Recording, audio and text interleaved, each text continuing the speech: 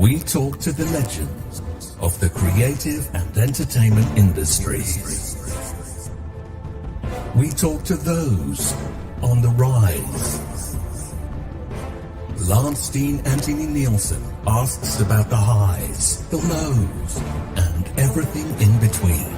This is Outcast Creative, and this is Industry Interviews. Hello. Well, I'm doing a very special interview today. I've done quite a few from the music scene, and as people will know if they've been following my rave story of 2024, I've been going out and dancing again for the first time in a long time, and it has done me the world of good. I've met various people during this journey, fellow clubbers, DJs, promoters, MCs, people like Kirkfield who've been on the channel already, who've done a whole book about their experiences of working in this world. But tonight I've got a very special guest. Danny Lyons, MC, and he does various other things as well, is in the house. And I first met Danny at the Orange reunion earlier this year at Camden in Cocoa. Now, just to give some of my regular viewers a taste of what I'm talking about, because I personally think we're in a bit of a rave renaissance at the moment. There was never a time that I can remember in London when you had such a difficult decision about which event you were going to go to on any given weekend. There are 3 fantastic events in central London on this weekend alone. So I think we are in a fantastic time where going out and dancing is concerned, especially for the older crowd who like it old school. Let's have a quick check at what happened at the Orange reunion, Cocoa, earlier this year. And I just want to thank my buddy for letting me use this footage. His name is on the scrolling text, and I'll give him another plug again later.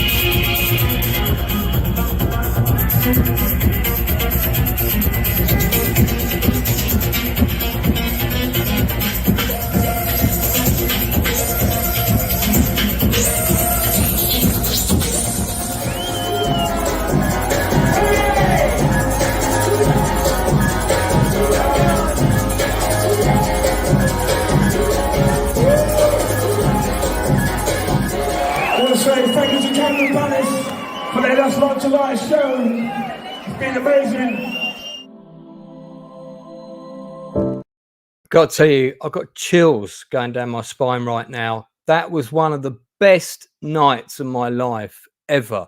And there's a whole team of people to thank for giving me that experience. And one of them is MC Danny Lyons, who we saw on the stage there. Danny, thanks so much. Thanks so much for coming on the Outcast Creative. I'm just going to warn our viewers that if you hear dogs howling in the background, it's not because it's a full moon. And it's an episode of The Howling. You've got a few dogs in and about the area because you are a dog. You're a dog trainer, among other things. I'm a security dog trainer. Yeah, security dog trainer. But you also provide dogs for films and television. I do. Yeah, I do indeed. Yeah, films. So Cheers. for my filmmaker buddies watching, because I know there'll be a few of you, if you need a specially trained dog for a scene in a movie or a TV show, have a chat with Danny. You can get in touch with him through the links below or reach out to me. I'll give you his contact details. He is a very affable man and he will know someone who can help you if he can't help you himself. Definitely. So, mate, there's so much to talk about. What I'm going to do is give you my standard quick fire questions, which go to all my guests. I might be a bit slow though. I might not be particularly quick, but I'll try my best. Oh no, but this is just a short round of questions to get a sense of your journey in relation to creative culture. I like to call it. DJ Chris Paul is watching. Hello, Chris Paul. How you doing? Assemble. Chris used to DJ at the nightclub I used to work at in the 80s. I just want to say, Chris, thanks so much, mate. That night was honestly, it was one of the best nights of my life. But I won't go on about that now because I'm here to talk to Danny. But just know that the love is there. So, mate, can you remember what the first movie was you ever saw on the big screen as a kid? Oh, I was thinking about this. E.T. E.T. Okay, so that'd be 82 probably. Yeah, around that time. What was the first vinyl single you ever bought and first vinyl album you ever bought? Oh, I would say The Beat, Mirror in the Bathroom. That's probably the first single. The first album, probably Aswad Live and Direct. Aswad Live and I was a bit of a reggae buff, so a lady took me into her house once, and she was married to a Rasta when I was in my young teens, and she introduced me into reggae, especially Misty and Roots. I'm sure there's African cultured house, and we used to sit, smoke, and listen to Misty and Roots. So I was more of a reggae buff when I was younger. Gonna say, I'm sure there was a story there. Yeah. What was your go-to dance track prior to the end of '93? Oh, yeah, Outlander Van. Everyone knows I love that tune. Yeah, for me it was Prodigy, No Good Start the Dance. I heard that. I was on the dance floor like a rocket, and you guys played a couple of Prodigy tracks on Saturday. Yeah, definitely. You see, the crowd went nuts. They loved it. Yeah, they did indeed. And I've got to say in that video as well, Randall, rest in peace. I met MC'd for him at that Orange. Yeah. Also Ray Keith as well. It was really, that was unbelievable, that Orange. Yeah. We'll back to that later, I'm sure. Yeah, we will. It was a really special night. And I do want to give Randall a shout out later. I'm so glad I was there. Me too. For that, especially for that reason. TV drama series, English or American, that you loved that you could happily binge watch again. Well, I'll tell you what I do binge watch most days is Top Boy, because I was bodyguard for Ashley Walters and Kano. So on the series. I've met Ashley a couple of times. And Kano's from me, Stam. So yeah, it was and of course The Gentleman. I quite binge watched The Gentleman. Right. And I'm trying to think of another one as well. Power. Have you ever seen this? Because if you haven't, you're gonna love it. What is it? The Shield with Michael Chiklis, the cop show. I've not watched it, but I will do. Right, mate. Honestly, track it down, binge it. Once you've seen the first episode, you're going to want to watch the whole thing. Okay. That's all I'm going to say. So trust me, it's based on your choices. It's right up your street. It's right. You're never going to see as good a American cop show as that one. So last couple of these. What was the last piece of physical media that you bought, i.e. DVD, Blu-ray? Oh, the last piece or my first piece? No, the last piece. The last piece of physical media. How long ago was that you bought an actual vinyl record or a CD? CDs. Oh, years ago. At vinyl, actually, to tell a lie, I'm sitting above my record collection of reggae. I binged at a load in Bethnal Green. There's a really good reggae record shop in Bethnal Green and Camden Market. So probably about a year ago. What was the last film that you watched from beginning to end? Oh, Equalizer 3. I'm the fixer, mate. Okay, wicked. We'll come back to that topic later. Right, well, we're going to get into more your life now. Just to say hello to a couple of people in the chat. We've got Kenny O'Connor. Hello, Kenny. Who's one of the regular solo old school ravers. I do want to give them a quick shout out because it's they're a group on Facebook run by Samantha Bliss and Julia Antoni, whose surname I'm always getting wrong. This is their website if people want to check them out. This is how I got back into raving. Kenny was a member of this group. He invited me along.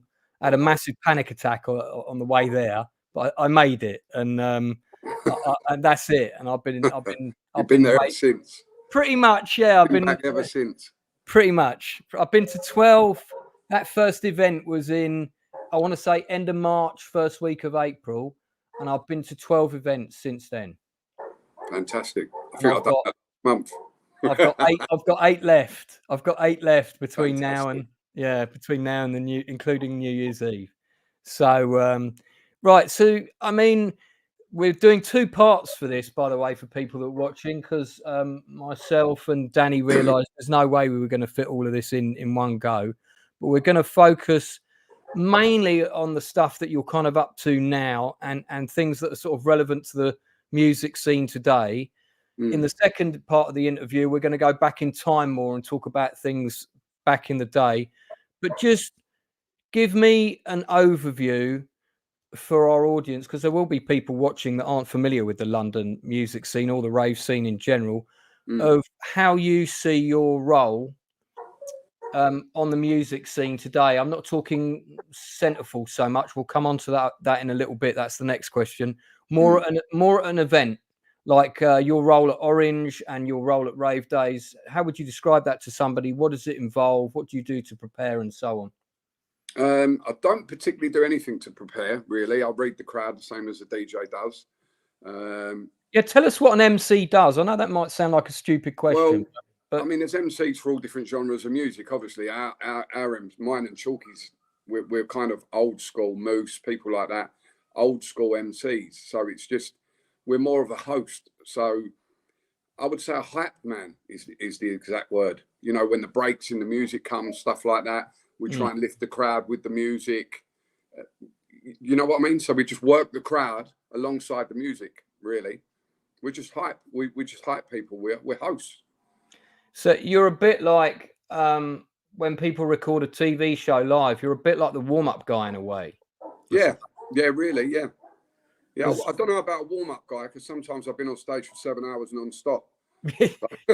you were on Orange for quite a long time. But yeah, no, it's yeah. I mean, it can be really physically demanding. It's quite difficult, and it's hard work. But you're just working alongside the DJ. Over the years, I've learned all the top name DJs that I've worked for, how they DJ, you know, what they're going to drop when I'm going to say what I'm going to say. It just lifts the crowd, you know. We're just there to hype the crowd and just keep it as minimal as possible, really. We don't chat over the music. Obviously, there's MCs that do that for any other type of music. But for what we do, we're more hype. We just hype the crowd. Just keep them happy. So when, I suppose a good way of summarising it would be that in order to be an effective MC, you've got to be both in tune with the crowd. You've got to know the music. You've got to be in tune with the DJ and the music. 100%. Yeah, you've got to read the crowd. You've got to read the crowd. You're working alongside the DJ, you know, and that's it. What are the pros and cons of MCing a massive event like Orange? And I mean, that's where I first met you this year. I say met you, you know, kind of gave you a fist bump from the front row. That was our first meeting. Tell us about what are the pros and cons of, because that's a massive pros event. For me is I come out of the rave scene for quite a long time and built my business and stuff like that, and got myself straight physically and mentally, and learned a craft. And then I come back into the rave scene, actually as security. And I mean, the pros for me is it's nostalgic, because I love what I do, because I'm working with the people that I used to dance to when I was a teenager. Right. Do you see what I'm saying? So now, people book me, you know, like Ray, Frost, Chris Paul, Ellis D, you know, that's just to name a few people. They book me, Rain Dance, they book me Centerforce, obviously, because that's who I am. That's my family. And they book me, and it's just nostalgic because I'm on stage with them legends now, working alongside them, and they respect what I do. So for me, it's been a natural, organic progression in the music. Yeah, because if I hear somebody shout energy, energy, energy 3 times, I know you're on. You know, it's me. Yeah. That's like your call sign. That's indeed, like your, isn't it? Yeah, it is. that's like your Bravo 20. Sign.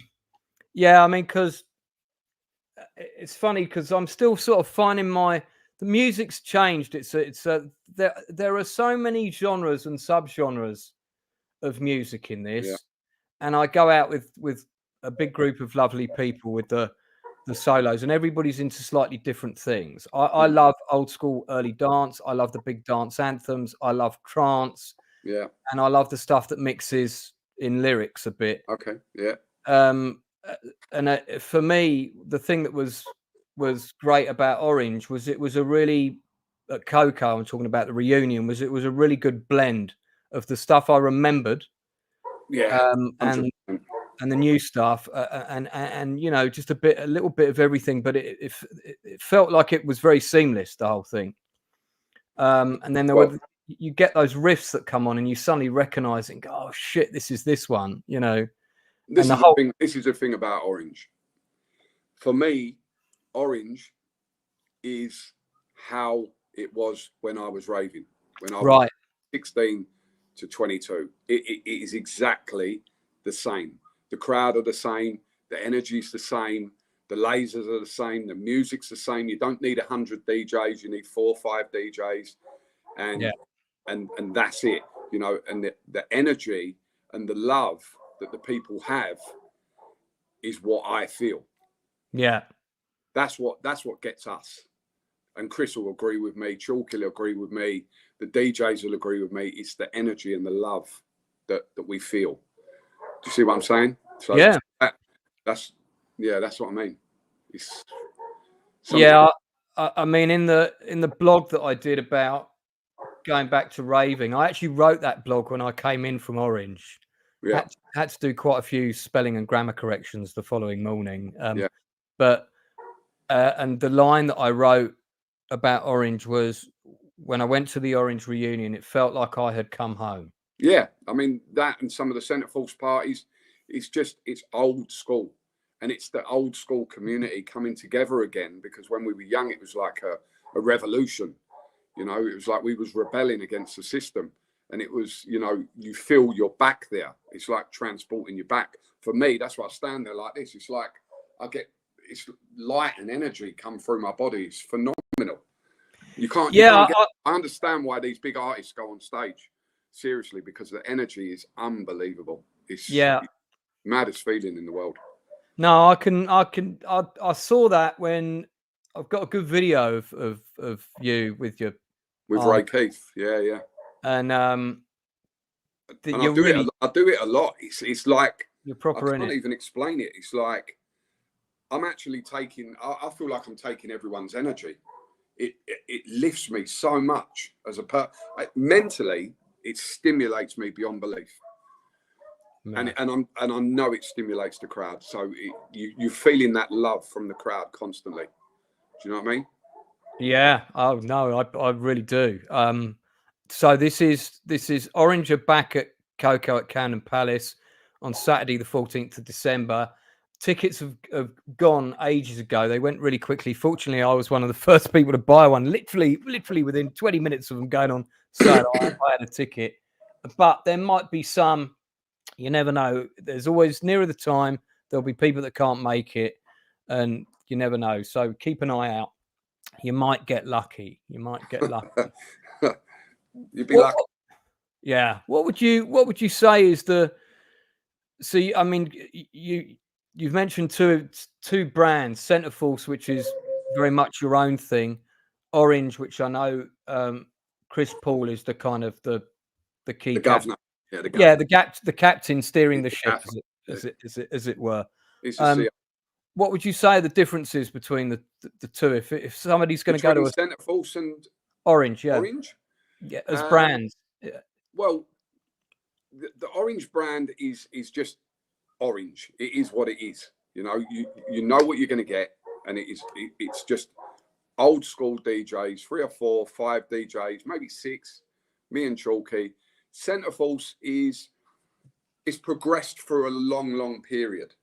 Do you see what I mean? It's progressed. So you've got a lot of younger DJs coming through, a lot of newer DJs, different types of rooms, different types of music. That's all I can say. You know, you've got your old school room. You're going to have that. You're going to have your new stuff. You're going to have, so it's gone full circle. Right. From the original days of pirate radio. Yeah. Well, so you're getting a big package with Centerforce. You know, with Orange, you're getting the brand. You're getting Orange. You're going to Orange. You know what you're going to get. This is I put in my blog in the film Human Traffic. John Sims' opening speech is tonight could be the best night of my life, and I wrote this was. Yeah. And there I am down the front at Orange. I've been dancing for about 6 hours at that point, so my hair was a little bit. I remember sweaty. your fist bump now. Yeah, and I was sweaty hair there. I was with these 3 girls, one of whom I ended up helping with an industrial tribunal at work. Oh, really? 2 weeks later, I was helping her out with my suit on because I've done work in that area before when I was younger, so I'm very familiar with employment law and know when people are taking the piss. Okay. And so I went into full lawyer mode. So it's amazing who you can dance next to at a rave. Yeah, you never know, do you? And the friendships you make. And sometimes people are good on their word when they say, if you need my help, give me a call. Yeah. And they did. And I did help them. That's great. And the girl in question's not in this picture, but these are her 2 mates. But that's what the family's about anyway, isn't it? It's about networking. Yeah. Everybody knows each other. Everyone gets on. People got different careers, different walks of life. It's interesting, isn't it? So if you haven't got a ticket for Orange at Christmas, the next one, I don't think the tickets are available for this yet. And if they are, Chris Paul, hang on to one for me, please. At June 14th, 2025. That would be a great event. And it should be warm as well. The weather should be lovely by then. Oh, it'd be lovely. It was great. We can sweat even more.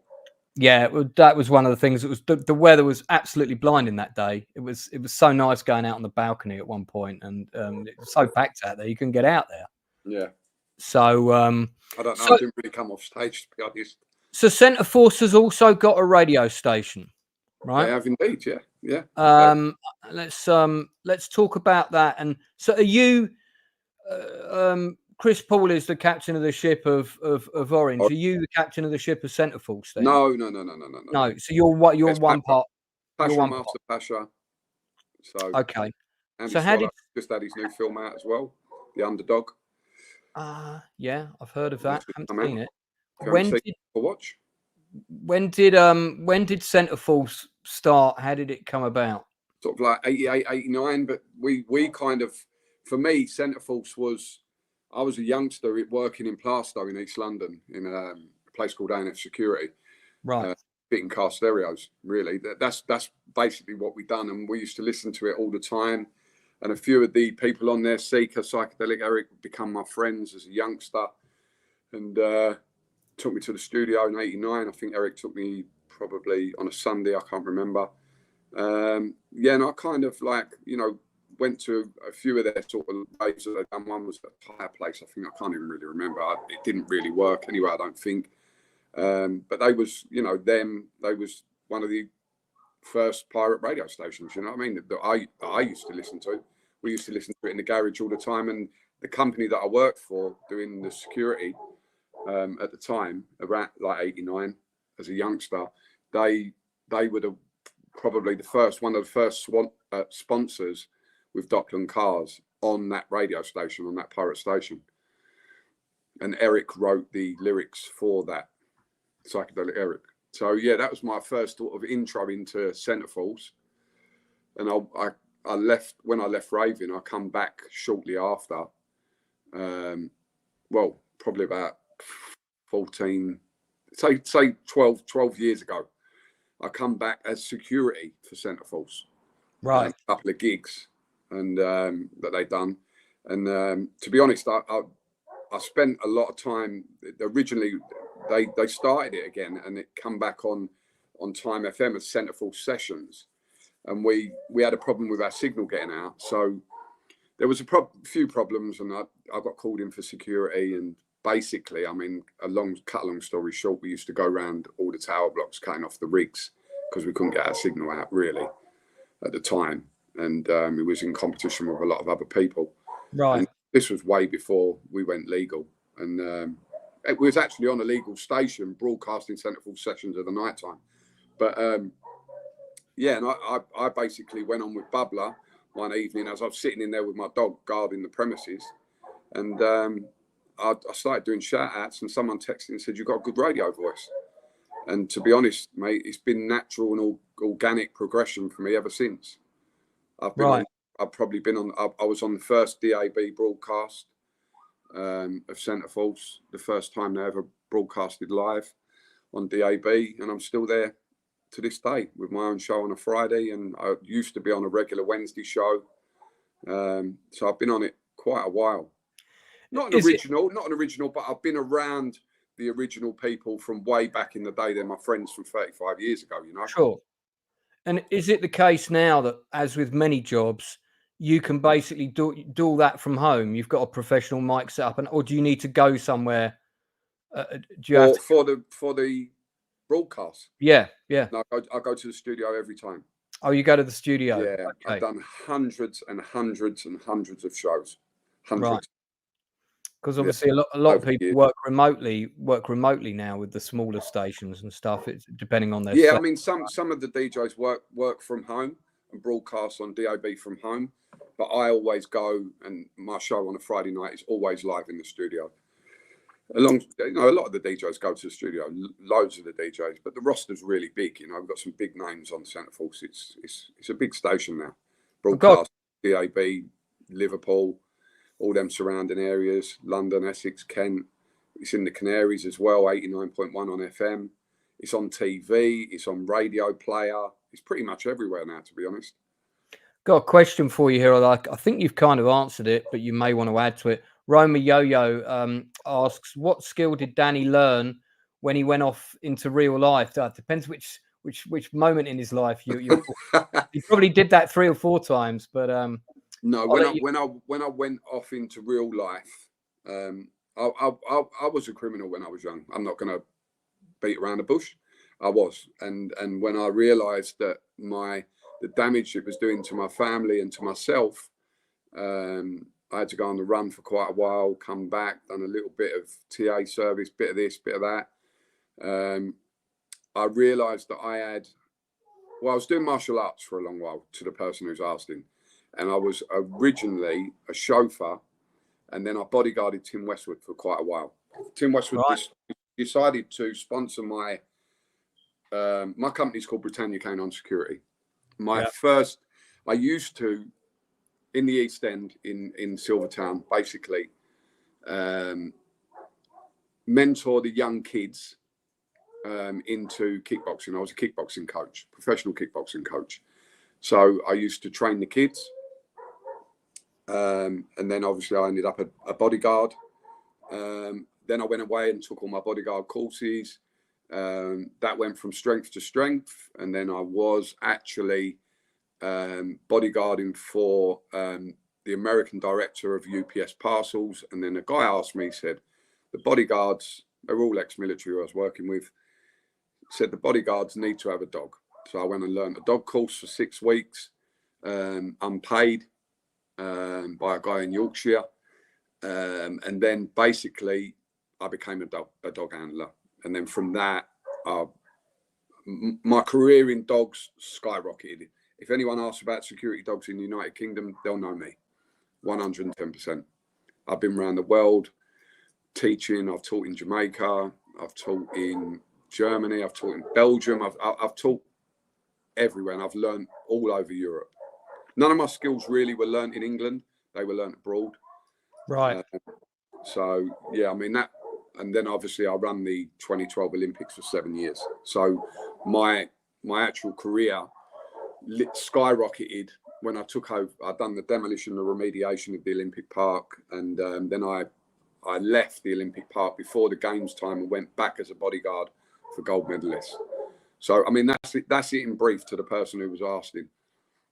Yeah, so I become an instructor and an examiner for every security dog association in the whole of the United Kingdom. And I'm still at this day.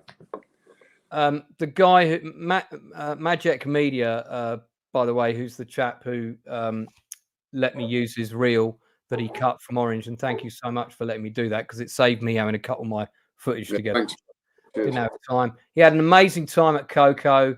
By the way, he's got more event footage to add to that video, which he hopes to release. And Chris Paul would love to see that footage. So get in touch. And Magic is also a pretty decent photographer. You guys may want to use him for one of your events. You never know. I'll give his website a quick plug, mate. Thanks so much again. This is his website, and I'll drop that in there. Chris will always want to see anything before it goes out. That I can tell you. Yeah, 110%. We keep our family and everything very, very tight. I mean, how do you feel about? I mean, that's a good question to ask, actually, just because you've been around for a long time, as people of our age tend to have been.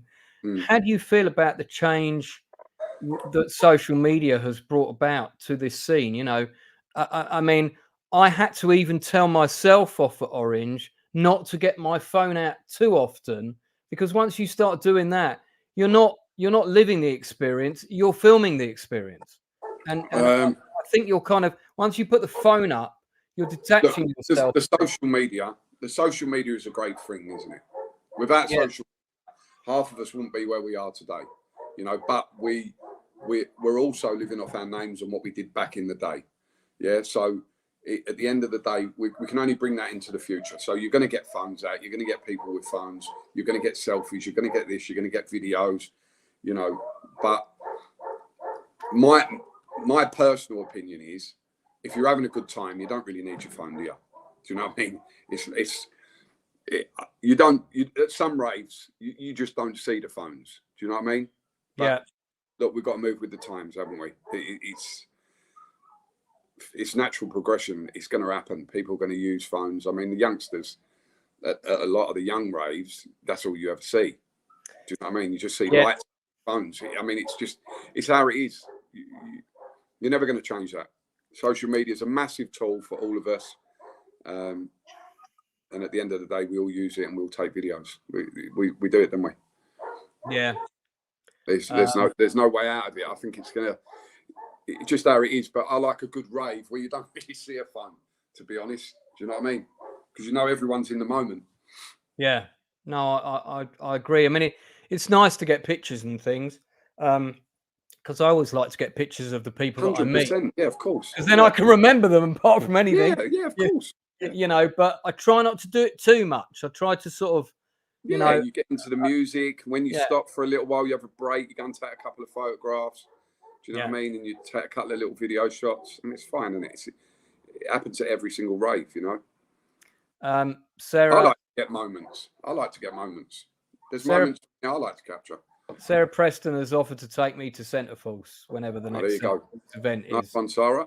So you're on. So I haven't been to a Centerforce event yet, Sarah.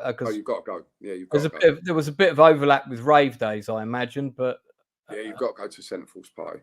All right, when's the next one? I can give you the. Do you know what? I'm terrible with dates. I said to you this in the beginning. You did. I will tell you. All right. Well, that's all right. I will prepare my next question while you're looking at that. Yeah. I mean, we kind of actually naturally bled over into my next question, which was, you see, the way I look at it is, you guys like yourself, Chris Paul, Chalky, plus all the DJs. I'm interviewing Adele. Adaya in a couple of weeks. Absolutely lovely person, trance DJ. And the way I look at it is, perhaps this is an inappropriate term considering the phrase, but you're all chemists. It's like a cocktail. And to get the perfect event, you've got to have the perfect cocktail of the music, the lights, the lasers, the sound system, DJs, the MCs, and I would say most importantly of all, the people that have come to watch it. 100%. I'm just going to go back to the initial question, Lance. Yeah. So the 2024 closing party for Centerforce is That's the Way Love Is, and it's at the Outer Net. Yeah, and it's on the 28th of the 12th, 24. So 28th of December.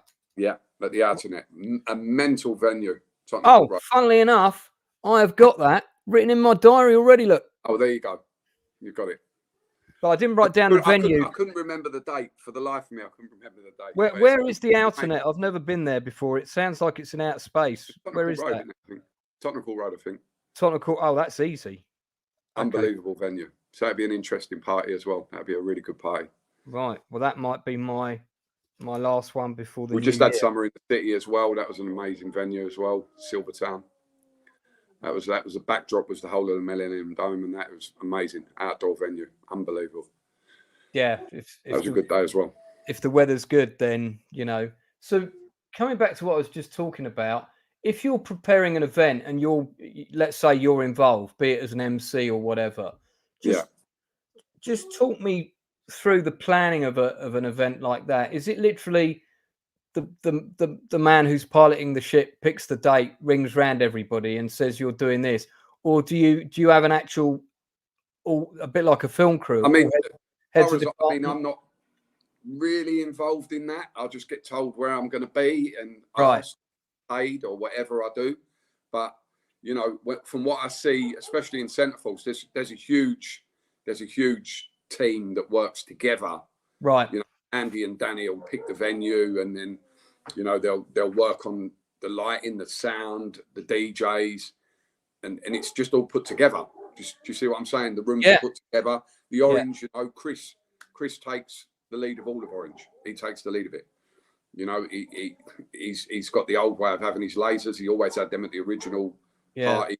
He keeps it quite small and niche, and keeps it to the original lineup as possible. And Chris, if it's Orange, Chris does it all himself. Yeah, because to me, that's getting that recipe right. It's an art form. It's a skill. That's a creative skill. These guys have been promoting since 87, 88. Do you know what I mean? So they know exactly what they're doing. Do you know what I mean? They know exactly how many people they're going to pull in. They know exactly what they're going to do. Do you know what I mean? They know their ticket sales are going to go well. They know that these guys are professional at what they do. The likes of Centerforce, Orange, Rain Dance, all these people, they've all got their own brands. I used to go Rain Dance when I was a kid. I'd go Berwick Manor, then I'd go Rain Dance. They have their own DJs, they have their own things, and that's what they do. It's they know what they're doing. It's their game, isn't it? If I train a dog, I know how to train a dog. If I get on the mic, I know how to use a mic. I've just realised who Sarah is now. I know who Sarah is, and she's one of the key people at Solo Ravers. So proper life and soul of the party. She was there at Rave days. Back to the initial question, these guys work hard. Yeah. These promoters know what they're doing. They know what they're going to pull in. They've got their own followings, and that's it. They just crack on and do it. Let's talk about the people that come.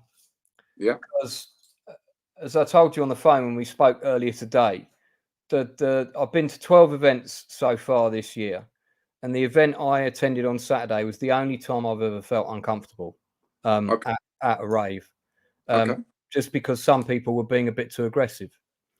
And when I used to go clubbing back in the day, this is even pre-rave culture. That's the sort of thing that was quite common. You go to an 80s clubbing night, there would be people that would go out. Their idea of a good night out would be to get in a fight. Fortunately, we don't have that much on the rave scene. I need to say, Rave Story was great, by the way. I'm not dissing the event in any way, shape, or form. We're talking about the people that attend, and at the end of the day, you can't control what people do who attend an event. You can't control how many things people take or their behaviour. Most people are usually in sync with the event. it's when people get out of sync, I think, with the event. For me, the rave story in itself is an amazing event. Yeah. I enjoy Rave Story because it brings the raving community together. Whatever happened in that situation, I don't understand it and I don't know it. But you know, that collaboration of vinyl, music, seminar, what Bunter does is phenomenal for me. You know, that experience that you had has never happened that I've ever seen at that event, and I'm sure Dan would like to know because. Yeah, I'll talk to him about it in private. Yeah. I won't go into the details here. And it only can. No, it was a fantastic event, and it always is a fantastic event. It's, you know, it brings the raving community together. The concept is amazing. One of the things I loved about it is that there were so many artists there from back in the day. The people that had done all this amazing artwork. You had Junior there who did all the flyers. As soon as I saw his artwork, I recognised it immediately. Absolutely. What Bunter and Sonia do is absolutely phenomenal with the Rave Story. I mean, to put that together, I mean, that going back to the planning, I mean, that is quite difficult to plan. Because you've got three different rooms, you've got seminars upstairs, you've got a vinyl area, you've got a merchandise area. I mean, and that I actually like that venue. That venue's a good venue for me. I do enjoy that place. I think it's a good venue for that type of event when you want to have quite a number of different facets. Not everybody wants to have stalls at their music event, but I actually really liked. Yeah, it's a good concept. The rave community. Yeah, you know what I mean? Especially for the older crowd, and I liked the fact that people who had something to contribute, like the artists who were selling their work. There was the girl who'd done all the neon stuff. I should get these photos from up. Yeah, I mean, it's crazy. Yeah, really crazy what they do there. I mean, it's a lot of work. There's a lot of planning. It's a lot of planning, a lot of work. So I guess where my original question was going is, what would you say in an ideal world, and we are talking in an ideal world here, what would you say would be the rules of etiquette to be observed to people going to these events? Love, peace, and happiness, man. I mean, for me, that is what raving's about. It's not about anything else. Like you say, the 80s clubs, you know, listen, you went to clubs pre-rave, it was going to go off. It happens. There's fights, you know. There's still fights in a lot of parties now, but the rave community, for me, you're not going there to fight. You're going there to listen to music and love. There's no other reason. I don't. I mean, I've been to a few. I'm not going to say I ain't been to a few where I've had to jump down and help drag a few people out. You know, and sometimes the stage has got crowded. I mean, that's the thing with Orange. No one's allowed on stage. No one. Yeah. You don't see no one apart from me, Chris, Chalky, or the DJs. Never. Yeah. You know. I'll remember not to get carried away and jump up on the podium. Yeah, no, honestly, mate, it never happened. And to be honest, I mean, if it's controlled and the security, look, I'm a security man. I have a security company. Yeah. You've got to blame the security at these events. They've got to be sharper. They've got to be on them. But also they have to understand, the security have to understand what type of event it is and what the music is. Back in the day when we had security, they knew exactly who the people were, who the promoters were, what was going to happen in the parties. Now, the security industry in general, unless you we call them shirt fillers. The trouble with a lot of clubs now is they put shirt fillers on the door, and that's a problem. Back in your days of Lenny McLean, Mick Theo, all these people back in the day, you wouldn't have had these problems. Yeah. You wouldn't have had it because they would have sniffed the wrong one out before they even got in the club. Do you see what I'm saying? So you can only blame the security for that. You cannot blame promoters for what happens inside a club. Oh, no, this is why I prefixed... Do you know what I mean? So yeah, this is why I prefixed this section with, this is about the people who come and what they bring or don't bring. And you know... you know, that's why I said when on Centerforce, I started in security on the door. I would always know who the wrong ones are, so they wouldn't come in. Yeah. Do you see what I'm saying? So we wouldn't have problems in the venue. That's what no promoter wants that. And at the end of the day, any of the decent promoters that are out there know that whoever's coming to their raves are ravers. Yeah. They're not there for any other reason but to party and go home and say that was an amazing night. Before I move on to the next topic, just to let you know, Mark Kelly's watching. He's one of the postmasters that was wronged in the post office scandal. Good friend of mine. And really lovely guy. And he's right in the middle of that fight with them at the moment. It's all good luck with that, Mark. It's all still going on. Watch that series. Interesting series, that, wasn't it?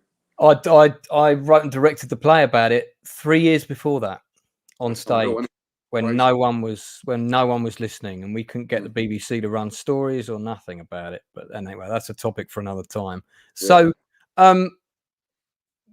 what would you say to an old school raver, like I guess where I was 3 years ago, who dabbled in the scene back in the day for whatever reason, went away, got a job, had kids, maybe moved away, wasn't in the cities where the events were going on. Their life has now changed. They're looking to come out. They're looking to embrace the scene again. What's a good event for them to start at, do you reckon? Bearing in mind you can't predict what their musical tastes are going to be, and there are so many subgenres and all that. But putting that to one side, what do you think is a good event for someone to come back into? Centerforce, Orange, Labyrinth, Rain Dance. There's so many of the old school names coming back now, but you know, I host alongside with Chalky and stuff like that at quite a lot of these events now. And you know, there's quite Rave Story, you know, all of these events, they're all good events for an old school raver to come back to. Yeah. You know? Orange was, I'd already been to. You've got the Sanctuary coming back at Milton Keynes. That's a huge event. Yeah, I've got some friends going to that actually. Yeah, there's all different talk of different lot of stuff that I know about that I can't talk about, but there's going to be a few others coming back. Actually, World Dance was posted something up about coming back. There's so many different. It's coming back. It's coming back round. So if we compare, let's go back to the pandemic, pre-pandemic. Sorry, if we go back to the year 2019. Yeah. And let's compare the lineup of events in 2019 to the lineup of events that we've had so far in 2024. What are the marked differences? Are there more or less events? There's definitely more. There's definitely more events now. Yeah, that's what I thought. You know, there's definitely more events. You know, another good event's Clockwork Orange as well. I mean, you've got so many different events, and different genres of music. I mean, it's just getting busier and busier and busier, and there's so many of the old school events are coming back now. Definitely, there's a lot more older people wanting to get. Sorry for everyone watching. An older crowd, shall we say?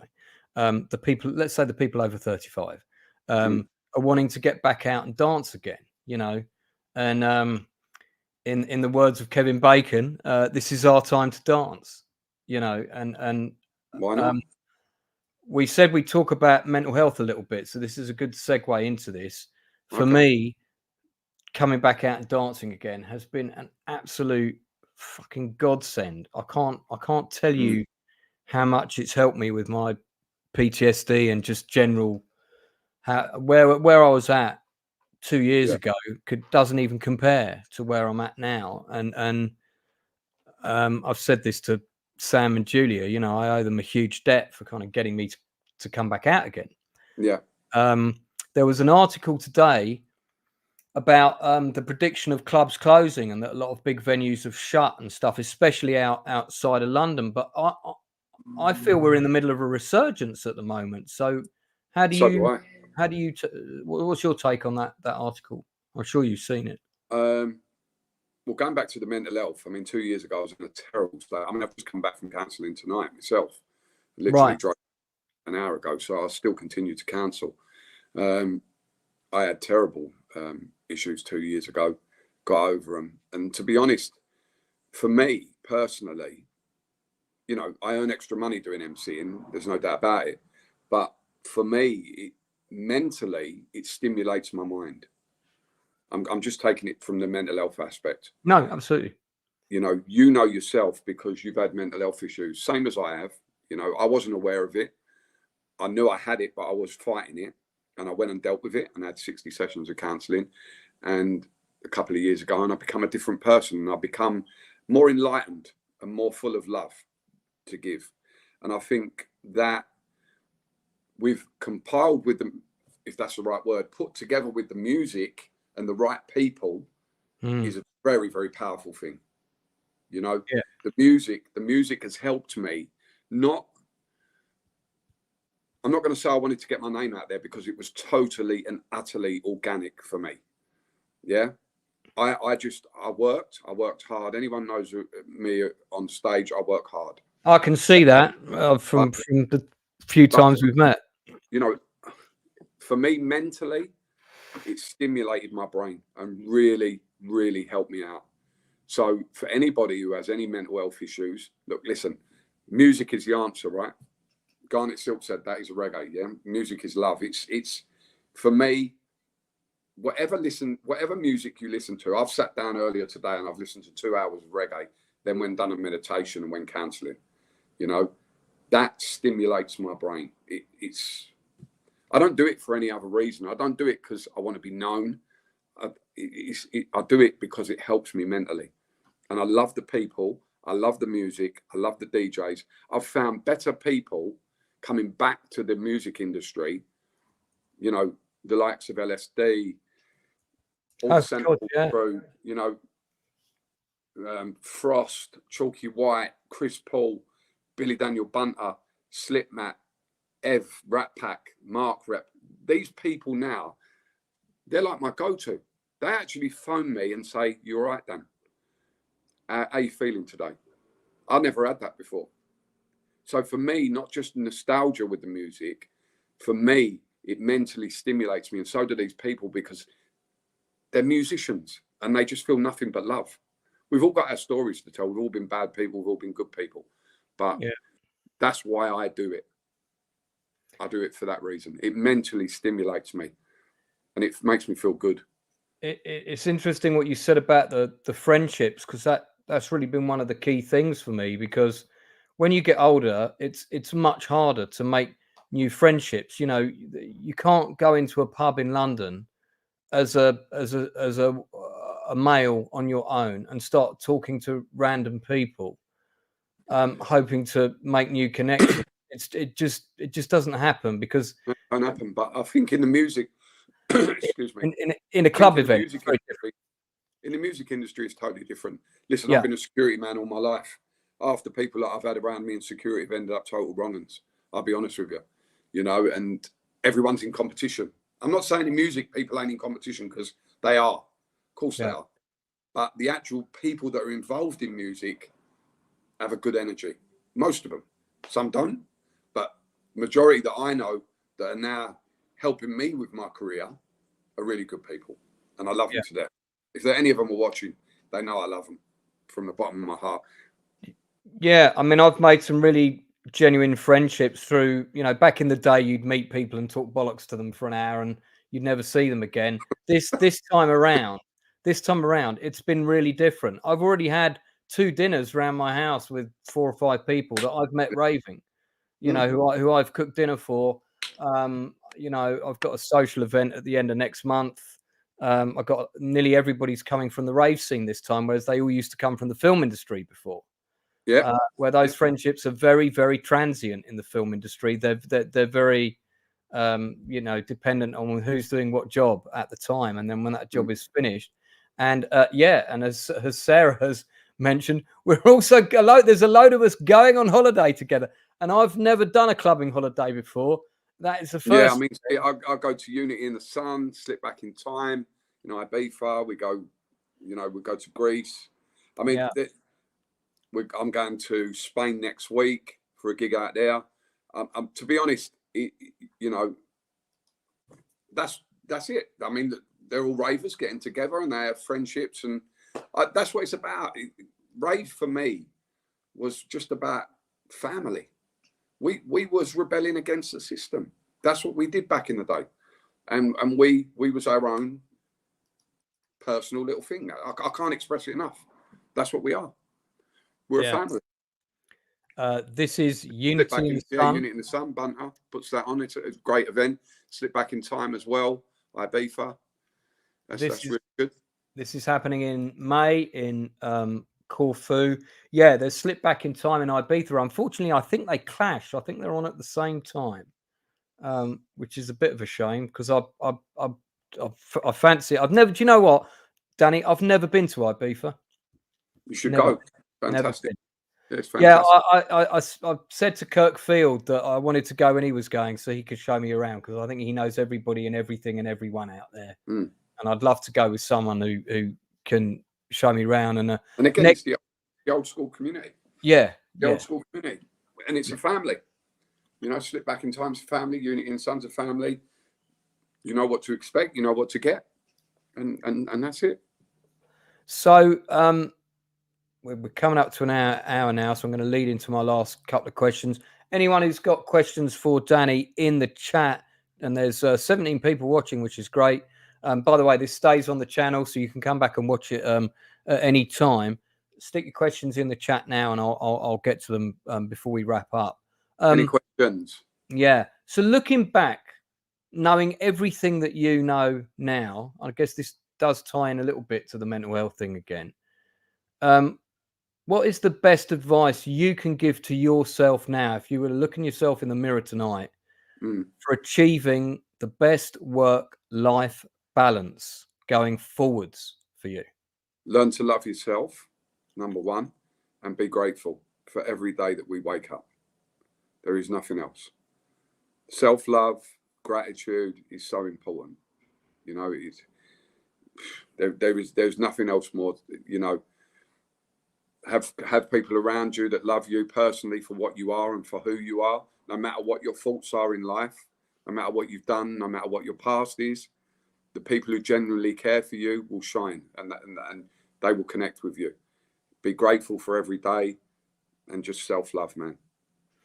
Yeah, some very, very wise words there. So if you could go back in time and speak to a 20-year-old Danny Lyons, even though he might not listen to you, because, you know, we know how how stubborn our younger selves could be.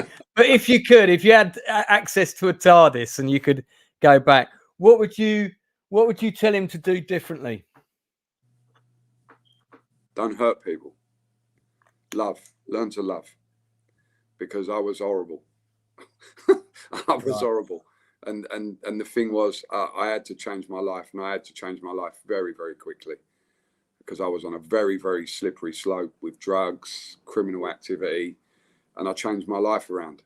And I look where I ended up, being a manager on the Olympic Park for 7 years. Do you know what I mean? Whoever thought that? You know, I was a warranted officer on Lee Valley and Broxbourne Parks, Islington Parks. You know, whoever thought Danny Lyons would ever be that person? You know, you are 20 years old. I didn't like the person I was at 20 years old. I didn't like him. And at the end of the day, you know, if any youngsters ever watch this or anything like that, just stay away from crime. Honestly, man, because it doesn't pay in the end. It really don't. Without wanting to sound like everyone's grumpy dad, what would your advice be to people generally where the consumption of recreational drugs is concerned? They're an integral part of the scene, always have been, really, and no doubt always will be going forwards. But do you have any advice or reflections on that? Just explain that again. I don't. Well, I'm not. Without. What would I say to my kids? I suppose so. Yeah. I mean, if you know, I suppose. Yeah. I've often thought about that myself. You know, if I had a son or a daughter, and I knew they were going. Do you know what? I'm going to take it from an aspect of what my parents were like. My parents were very hard-working East London parents. They worked very, very hard. You know, me and my sisters, we done a lot of stuff on our own. I ended up going down the wrong path with the drugs. But you know what? In them days, not a lot of the parents really were clued up about drugs.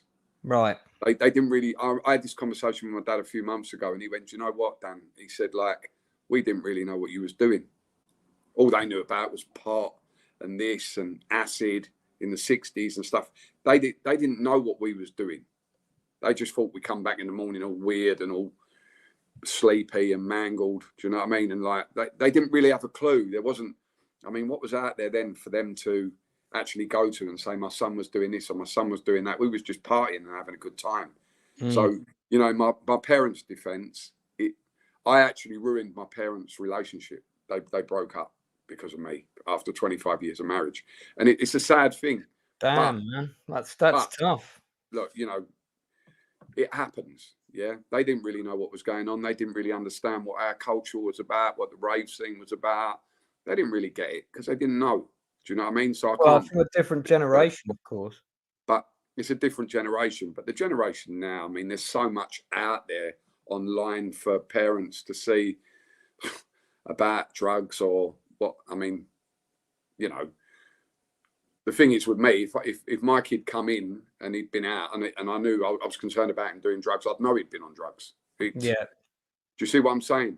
But I mean, look, generally, if anyone's got any concerns, there's so many things out there, isn't there, for people to look at and Google. I mean, you've got, like you said about social media now, you can find out anything you want. I suppose the core message really I try and put out is educate yourself and behave responsibly. Yeah. You know, you can't, you have just, a good, that's what have I'm a saying, good social time. media, Google, But it's all there for you, you know, you yeah. just educate yourself on it, don't you? If you're a parent and you're concerned, you'll look it up. It's all there. I think the other thing that's really nice about the events I've been to, this happened at Orange, this happened at Peach, I saw it happen at Rave Days, is I've noticed and I've done it for people. People look out for each other.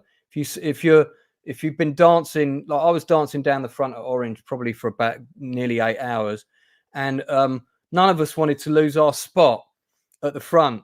So that group of girls that were with me, we all started doing a rota basis of going back to get water from the bar. That's an important part of it. That was an important part of it in the early 90s and stuff like that. If we all went out as 10-handed and things happened and we'd done what we did, we would look out for the next person. That's what it's about. Do you know what I mean? It's family, isn't it? I there's been at least 4 times since I've been going out that I've seen somebody who's been absolutely drenched in sweat and they've been dancing next to me for a couple of hours and I've realized they haven't got any water. And then you've got them water. And I've got a full bottle in my pocket and I'm always reticent, obviously, to offer particularly a girl some water in a club, you know, because of things that have happened with people. But if I do that, I try and make sure it's one I've just got from the bar and I haven't taken the top off yet. You'd be very surprised as well. I mean, we're talking about drugs here and stuff like that in clubs and raves and stuff like that. But you'd be very surprised. And yourself, you know, me in particular, I've been sober for 20, 25 years. I wouldn't even dream of taking anything anymore. Yeah, there's a lot of people that do. People think I put gear in my water, the amount of running around I do on stage. Like, honestly, but, you know, like, all I do is train. I just train. I keep fit. I keep healthy. I eat well, you know, and then you'd be actually surprised how many sober people or recovering addicts actually go to raves. I went to Liberation a few weeks ago. That was a completely sober event for me. Rave Story was as well. And I remember coming in and somebody calling me to ask me how it was. And I was so buzzing from the event. I must have sounded like I was off my tits, but I hadn't had any alcohol, nothing else, nothing. I was just buzzing from the event and my ears were ringing and I was... Yeah, but that's what I'm saying. Like, that's what I tried to say in the beginning. My energy is from you lot. That's where I get my energy from. You know what I mean? So that's my high. You know, there's a lot of people, I know a lot of people in the rave scene personally that don't do drugs and they have a good time. This is a proper cheeky question from Sarah. Who's a better MC, you or Chalky? You can't ask him that.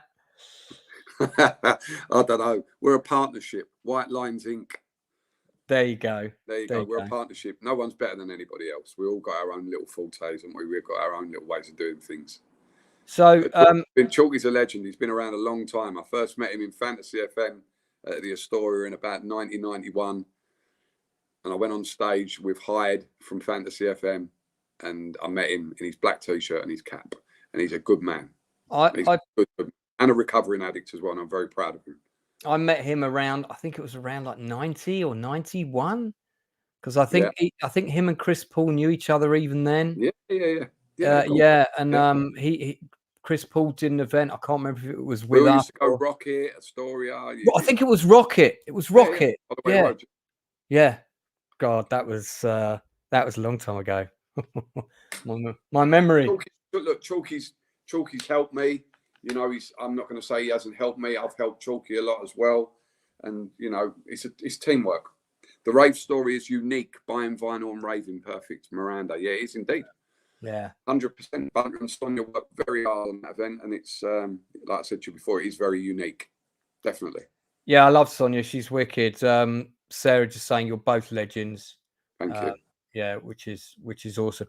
Do you, before we wrap up, have you got anything else you want to plug that I haven't mentioned, or anything that we've left out? We're going to do a kind of the part 2 of this for those people watching will be Danny Lyons Back in Time. So what we'll do when you come on again is I'd like to go back in time and talk about the different events that occurred back in the day, those that you can still remember, of course, and really look at the differences between things back then and things now. So a couple of events I've got on is go for it. Hot House Halloween on the 1st of November, next Friday in Javier in Spain. We've got Rain Dance 17th of November at Heaven, unique venue. It's an original venue, isn't it? Yeah. We've obviously got Orange Part 2 on the 14th. And then we've got the Centerforce gig, like we plugged earlier on, in December as well. So there's quite a lot going on at the moment. Oh, and I've also got a couple of others as well. A Dope Hammer one. If anyone goes on my socials, you'll see them. I'll post them up on my socials. There's quite a few events I've got at the moment. Rain Dance, I think, is it their 35th birthday event? On I've got that here. So that's at Heaven, which is in Charing Cross. For anyone who hasn't been there before, it's a wicked venue. Normally London's premier gay nightclub. This event is on the Sunday. Now, I think a great lineup as well for that. It's a great lineup. I think it's midday till 10 or something like that. Yeah. It's always a good party as well. Yeah, tickets are still available for this one. Sarah's going to be there. I'm potentially going to be there. There's another event on the day before, and I'm kind of like, which one do I go to? I can only do one, so I can't do 2 in a row. I can't do 2 days in a row. And I've got Hello Rave on the 2nd of November, and I've got the Age Against the Machine Halloween party the day before. And I haven't seen those. You're raving, Lance. They run an 80s club night. They're the first people that got me out before I got back on the rave. So I wasn't brave enough to come back on the rave scene. I had to go steady, a little bit. And Alfie and Alex, who run Age Against the Machine, that's an 80s night, first Friday of the month, every month at Phoenix Club, just off Oxford Circus. So if you fancy dancing to a bit of Aha and they do play a bit of dance. Bit of Howard Jones and all that. Well, not quite that bad, but they always do like they do the early dance chart hits towards the end. That's always nice, isn't it? I love a bit of 80s and that. Yeah, so my background's reggae, rare groove, 80s. They play a bit of ska as well. They do a bit of ska at the beginning. I love ska. It's nice mix. Good guys, really lovely guys.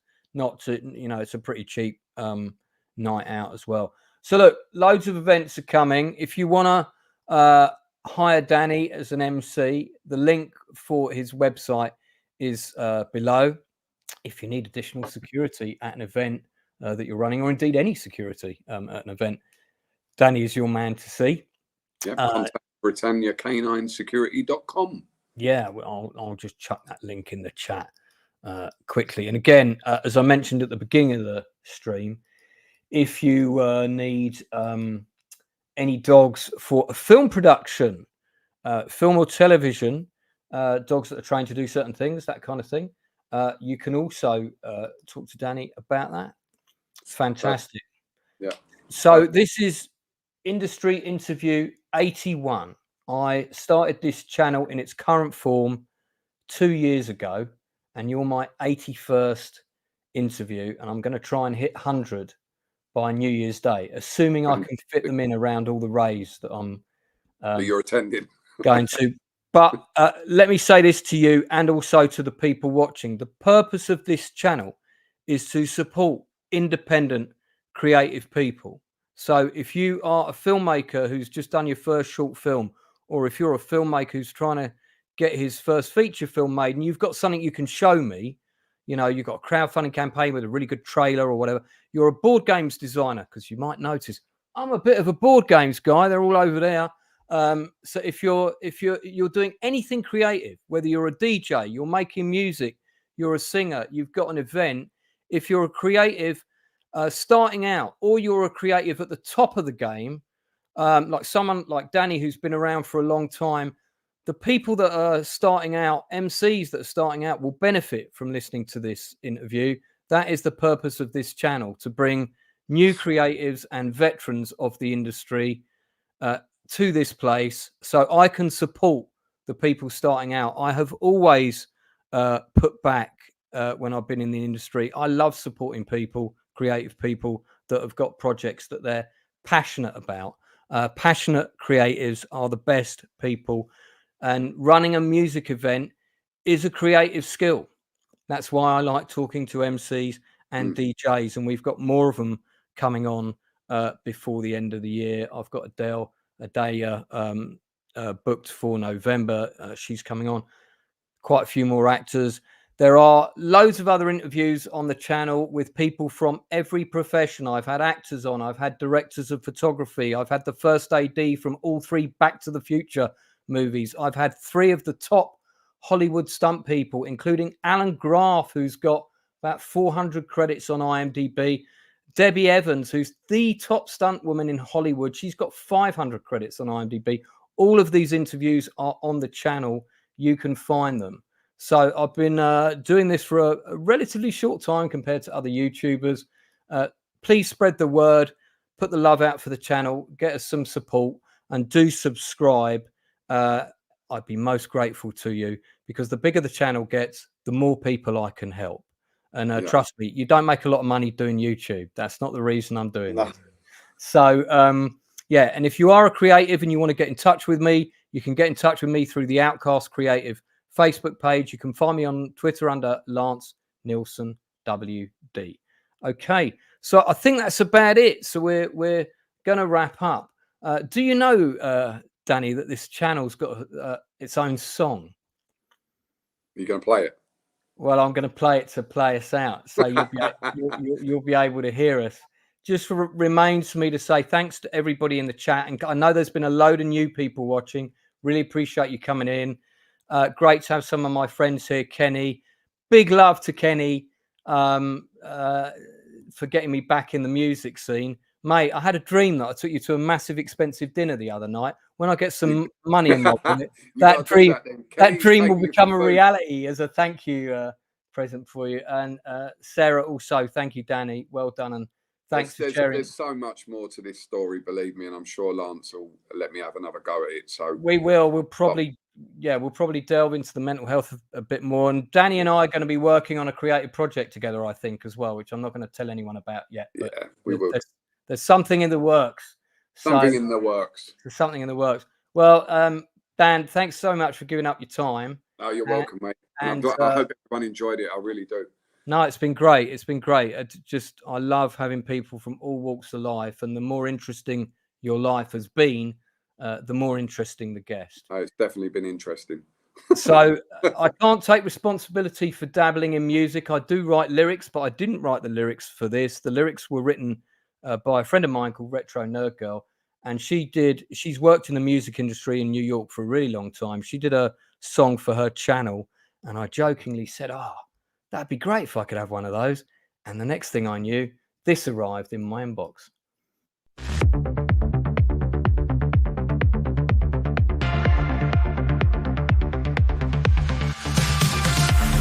Hey,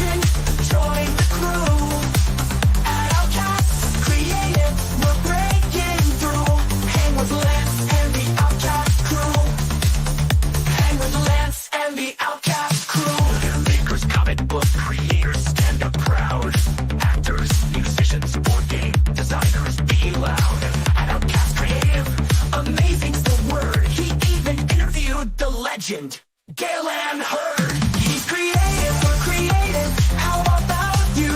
Share your passion, join the crew. At Outcast Creative, we're breaking through. Hang with Lance and the Outcast crew. Hang with Lance and the Outcast crew. So come along, take a chance. Join the Outcast, hang with Lance. Bring your vision, your art, your flair. At Outcast Creative, there's always room to share. Hang with Lance and the Outcast crew.